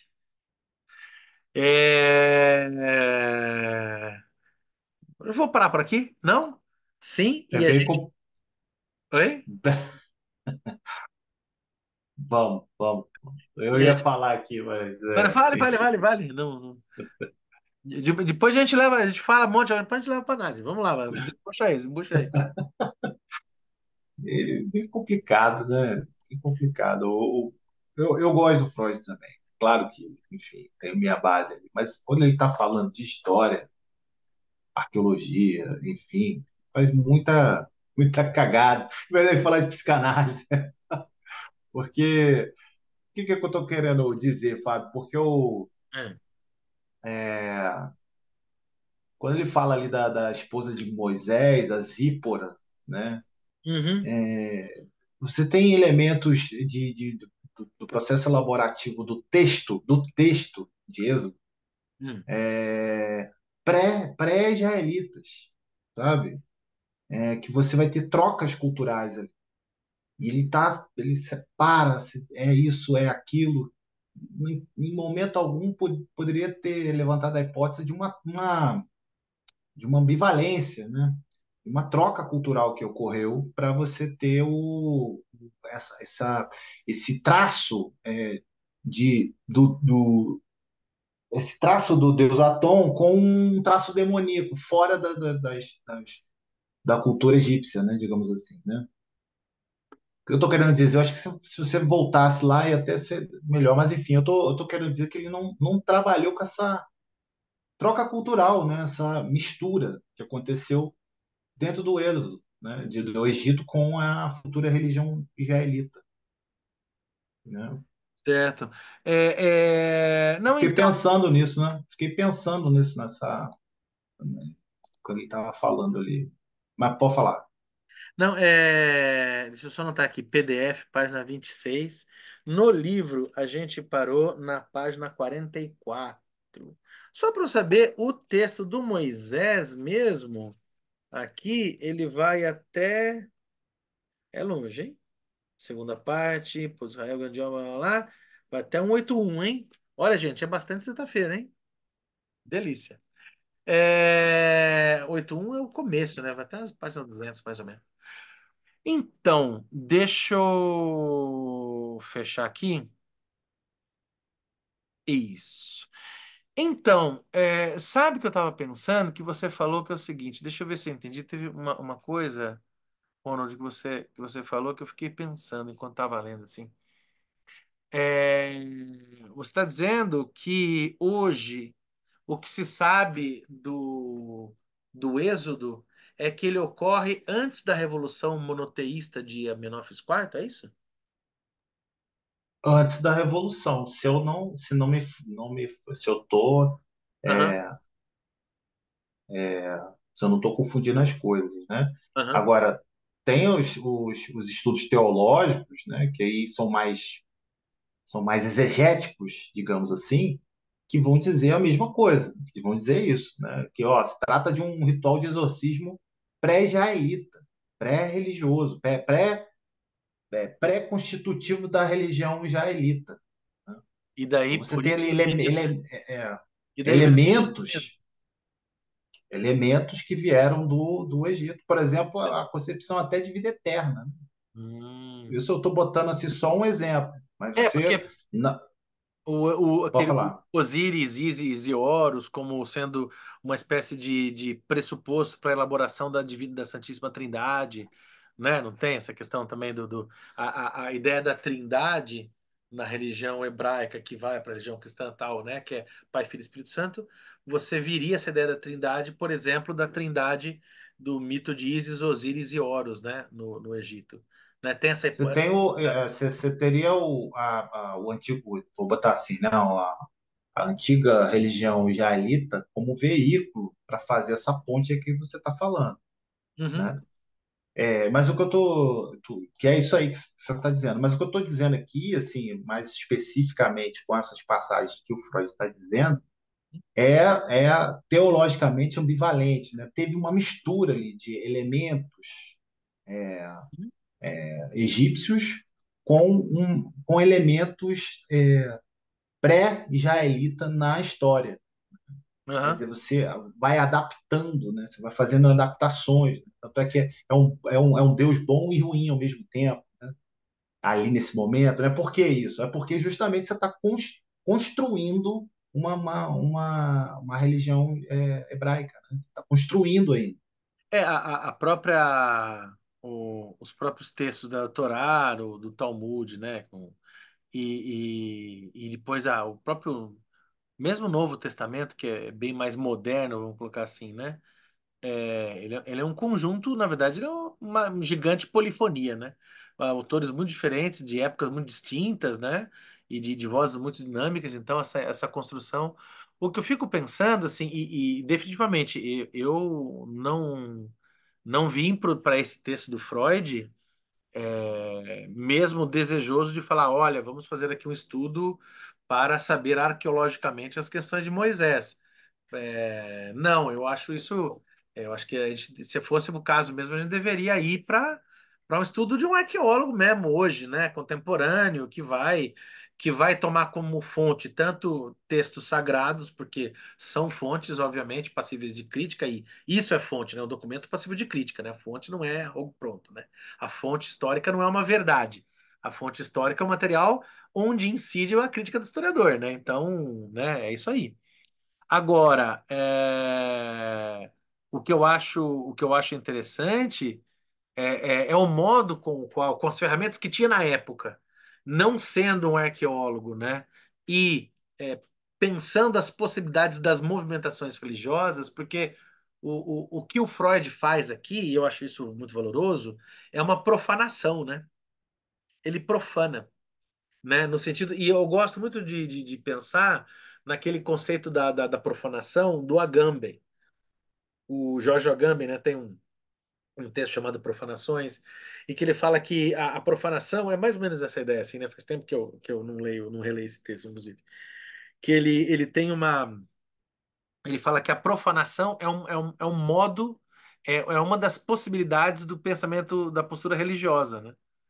Talvez a melhor delas, a mais interessante, porque quando você profana, profanar é tirar o Deus, né? A imagem do Deus do seu lugar, né? Seria poder tocar o Deus, né? E quando você faz isso, quando você se aproxima do Deus, você profana. Mas ao profaná-lo, você se aproxima, você se torna mais próximo de Deus. Então, quando você profana o Deus, você sacraliza o homem, né? Então, o homem se sacraliza ao profanar deuses, nesses termos. Então, essa possibilidade do Freud de pegar o que ele tem e brincar com isso para fazer um exercício, né? E trazer possibilidades, que nem por um outro lado, eu já iria um pouco além. Agora é óbvio que eu vou falar é de alguém que não é, especialista em história antiga mas assim, né? Às vezes dá a impressão que o Freud tem muita razão no que ele fala, mas é que na verdade nada disso aconteceu desse jeito que ele está colocando. Que você tem, por exemplo, uma cultura hebraica que é construída a partir de elementos de uma cultura egípcia e que talvez, por exemplo, Moisés nem tenha existido mesmo, e que essa história toda não tenha. Eu vou até indo mais além. Eu não domino história hebraica antiga, até ficaria com a premissa do Benjamin, né? De falar: olha, talvez Moisés nem existiu. Como é que o Benjamin falou mesmo? O Benjamin falou de. Tipo, você tinha falado, né, Benjamin? Talvez nem existiu Moisés, né? Nada disso aconteceu, eles nem E o estavam povo lá. hebreu, e o povo É, hebreu também nem estava lá. eu nem estava lá, e tudo isso é uma narrativa construída depois, mas de qualquer modo, apropriam-se de modelos egípcios, e por quais vias, eu não sei, né? Apropriam-se desses modelos egípcios e se constrói uma narrativa. Talvez Moisés não tenha existido, tinha sido de repente, um judeu, um hebreu, né? Melhor dizendo, que ali se encanta com certos pressupostos do próprio Atom, e que essa ideia do Atom depois pode ser que contaminou o próprio Amenófis IV, vendo o sucesso dessa ideia entre aquela comunidade, e essa comunidade, vocês sabe assim, é, o Freud, no meu modo de ler, é um modo muito particular também, né? Muito, talvez, esquizoparanoide, né? Mas, assim, ele meio que abre os portões para a gente poder imaginar a circularidade cultural, né? Porque o que eu acho interessante é que, por exemplo, o que hoje a gente fala muito de, por exemplo, apropriação cultural, né? É o que está acontecendo aí, né? O que está acontecendo quando você tem um cara que gera uma revolução religiosa na ideia do Freud, né? Você gera uma revolução religiosa e essa revolução religiosa migra de um povo para outro, ele sai do próprio povo, vai para o outro, criando uma religião que pega um pouco do Egito, mas também pega a ideia do Adonai, do Adonis, que é um deus lá que é da, do que fala não é da Turquia, esqueci agora, né? Ele pega de vários lugares, se apropriando de códigos culturais, porque a cultura se constrói com apropriações, né? Muito antes do capitalismo, muito antes da ideia da apropriação cultural do capitalismo, né? E essa sopa de circularidades culturais forma aquilo que nós depois vamos conhecer como pensamento monoteísta hebraico. E daí que eu acho que esse exercício do Freud, ele é uma espécie de fermento, ou até sacaneando um pouco o Freud, uma espécie de adubo, para a gente pensar essa circularidade de questões, entendeu? E não para necessariamente marcar, olha, foi assim. Ah, esse foi assim, eu não me sentiria à vontade mesmo. Mas no sentido dessa capacidade de desconstrução mesmo, né? De desleitura, né? Eu, Nesses eu, termos. às vezes eu vejo a ciência só pelo fato dela ser ciência como uma profanação, porque em muitos sentidos a ciência ela se contrapõe à questão da espiritualidade. Mas eu vejo esses textos do Moisés com um teor espiritual muito grande. Hum, Os ensinamentos místicos, esotéricos que a gente encontra na, no Êxodo e em toda a construção da história de Moisés são extremamente significantes e até diferentes da história de Davi, porque é uma história de muita paz, uma história de muita relevância espiritual. E eu acho que isso daí é excelente. Para quem quer seguir um caminho espiritual, tem que entender isso. você está falando Mas isso do Êxodo da Bíblia mesmo. Você está falando do é Êxodo. isso, a história de Ah, Moisés, de uma forma geral, eu acho ela extremamente espiritualista. E tem ali coisas que a pessoa tem que entender para seguir o caminho espiritual. Mas é como eu estou dizendo, cientificamente isso é questionável, né? uhum. Historicamente, arcaicamente, mas o valor espiritual, sem dúvida, é muito grande. Não, legal. Eu acho que eu nunca li o Êxodo. Ronald, diz aí, o que que você acha desse delírio todo? Não, eu acho que ele vai. Não, é só.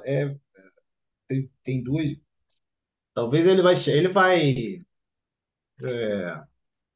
O Freud lá na frente, depois. Eu tô só implicando mesmo. Não, mas é Porque legal, depois né? ele vai. Ele vai consertar isso daí tudo. Na verdade, tem duas verdades do Freud, vou botar assim, né? Duas verdades, a verdade material e a verdade histórica.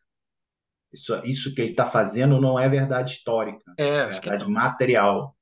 É. Verdade material. Verdade material, ele só está colhendo ali o material que também é histórico, mas não é uma verdade histórica, Ah, sim. né? É uma- Mas, mas, a, mas, a, a essa, ver- mas a verdade que está na Bíblia seria histórica? não, então, ali é ficcional, né? Ali a verdade ficcional, ela é histórica. É isso que eu estou querendo dizer. Que se a gente entender a significante história enquanto algo que aconteceu no passado, você está no século XIX e aí É. já aí não é. A Não tá. história é uma narrativa, digamos assim, acadêmica, para não usar científico, que é meio, né, tem que ser tem que ser Olha, religiosa, por dizer assim, no mau sentido. é, Mas o assim, que, o a que história é uma narrativa uma narrativa crítica a partir de fontes do passado. E o passado, não sabemos a rigor. O que nós temos é a historiografia é uma produção. A história é uma produção. com questões do presente. Então, quando você pergunta para É. questões do presente e você faz um levantamento histórico, né, produz uma verdade histórica para não para responder essa pergunta, mas para ter como base para você construir uma verdade histórica a partir da tua pergunta, aí sim, que aí você vai trabalhar, aí isso se aproxima muito da experiência analítica. É reconstruir a história a partir da experiência, das subjetividades, de como cada sujeito vivenciou. Aí sim, sabe? Aí é verdade histórica. Então existe a verdade material e a verdade histórica, que é ficcional, né? Então ele vai fazer isso Uhum. lá na frente, né? Então isso que me interessa. Por isso que eu não tô, por isso que eu estou implicando aqui e mexendo e Não, mas enchendo o saco.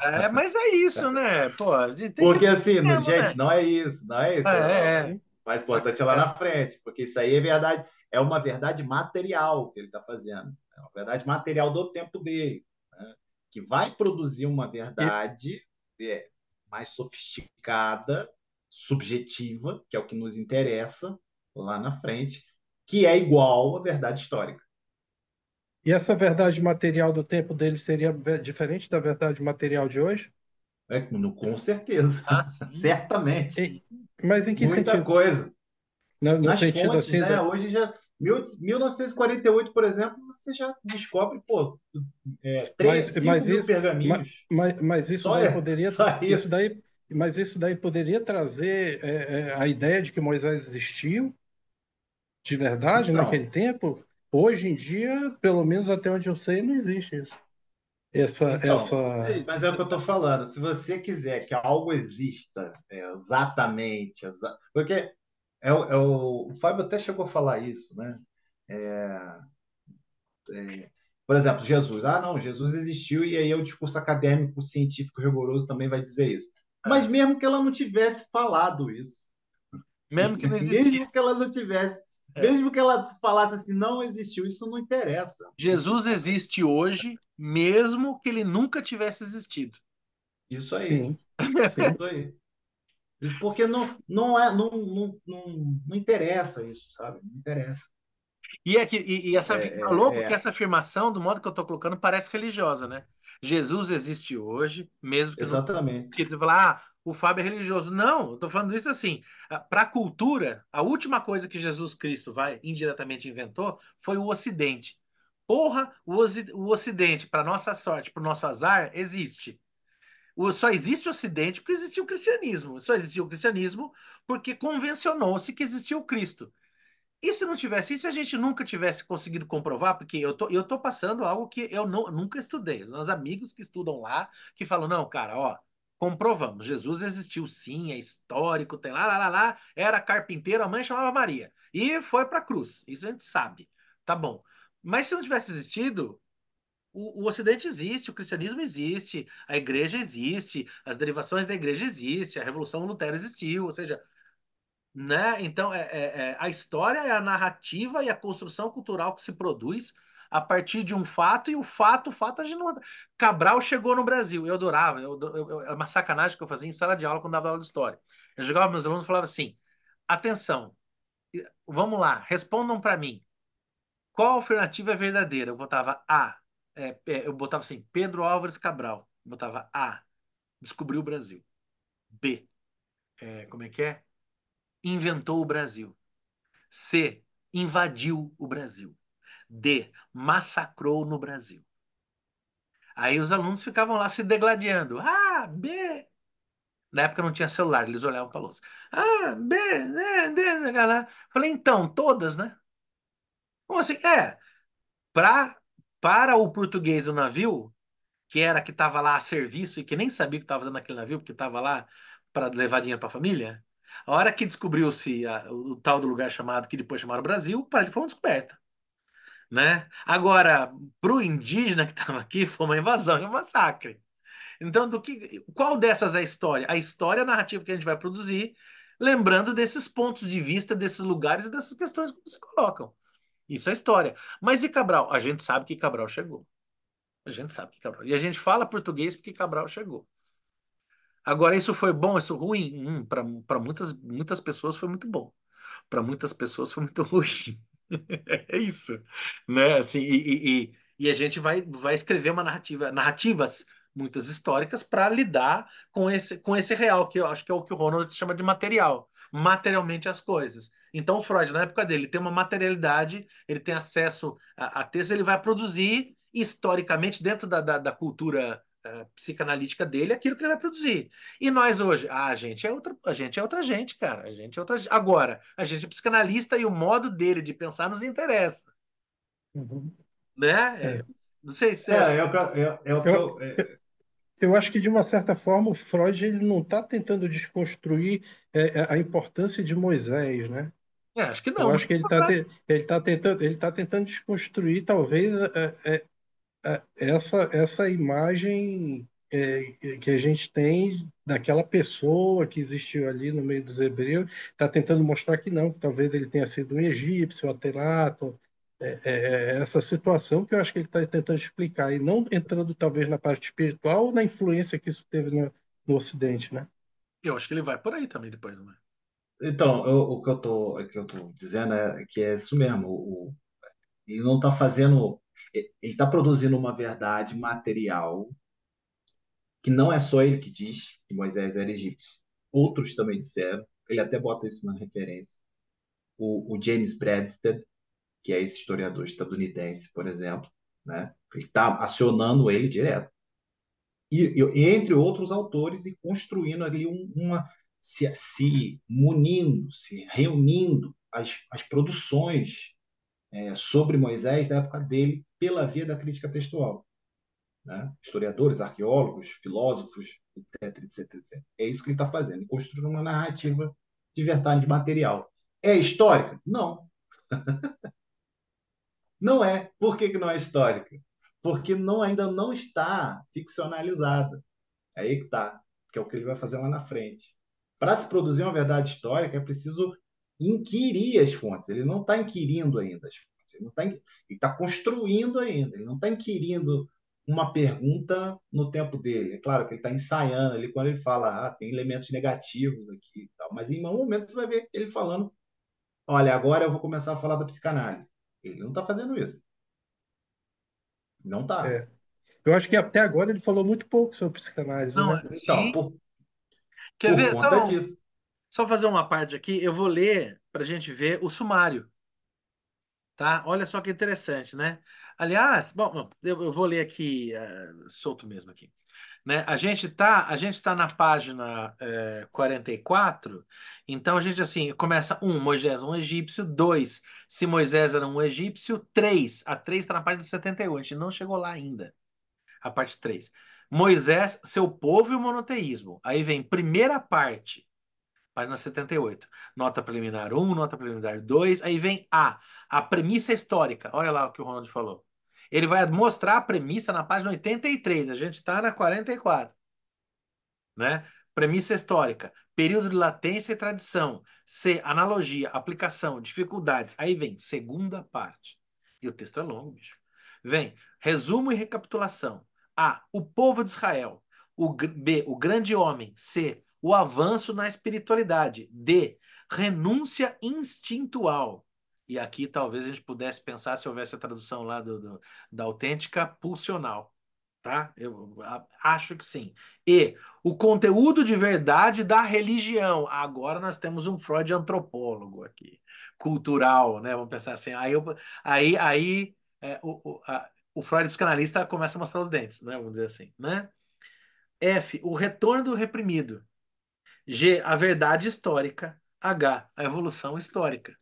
E lembrando que essa histórica, trazendo a ideia do Ronald aqui, né? Eu concordo redondamente, que assim, é histórica para o Freud, para a época dele, para esse momento da cultura que ele está produzindo, né? O que é histórico para a gente hoje, como hoje está ali na questão do Moisés. Mas, pelo que eu estou entendendo, o Moisés para ele é um elemento importante para chegar num outro lugar. O objetivo dele é discutir religião e religiosidade. E acho que muito menos do que discutir as verdades históricas sobre Moisés. Me corrijam se eu estiver falando besteira, eu estou também imaginando aqui, li esse texto há tanto tempo atrás que nem conta, né? Eu preciso, eu sou outra pessoa hoje, eu preciso reler esse texto. Mas, Na- entende, aqui tem todo o movimento para onde ele vai, que realmente a questão dele é pensar a ideia de um funcionamento de religião, um mecanismo de funcionamento de religião, muito mais do que o papel do Moisés, propriamente dito, e de uma necessidade histórica de reconstrução, de escavação, assim, sabe? Acho isso. Mas eu posso estar errado também. É o que eu acho. E eu que entendo muito pouco disso, né? Tu é formado em história, né? Eu tô Mas aprendendo até aí também. não sou especialista nisso daqui também, eu sou assim, né? Tamo aqui apanhando junto, né? Tamo, como diz o jiu-jiteiro, tamo no rola. Não é verdade? É isso aí. Ronald, eu sinto que você quer falar mais alguma coisa. Não, não, gente, vai estar com o barco. Tá tudo bem. Tá tranquilo. Tá tudo Não, bem. eu gosto da galera. Vamos lá. Kátia, você quer colocar alguma ideia? Você fala, nossa, mas que pessoa constrangedora. Chama as pessoas assim, chamo. Érica, se estiver aí, quiser falar alguma coisa. Vani, se estiver aí. Bruna. Vamos lá, gente. Mais contribuições. Estamos aqui, viu? Invadam, perguntem, se incomodem, né? Muito obrigado pela participação. E, enfim, espero que vocês tenham gostado, estejam gostando. O espaço é nosso, aproveitem para fazer isso que a gente está fazendo. Valeu. Obrigado, Kátia. Boa noite a você também. E convidá-los para o próximo encontro, que é sexta-feira, para a gente aprender mais, ler mais. Serão longos encontros, bastante encontros sobre o Moisés monoteísmo. Tá certo? Obrigadíssimo, então. Muito boa noite. Deixa eu parar aqui a gravação.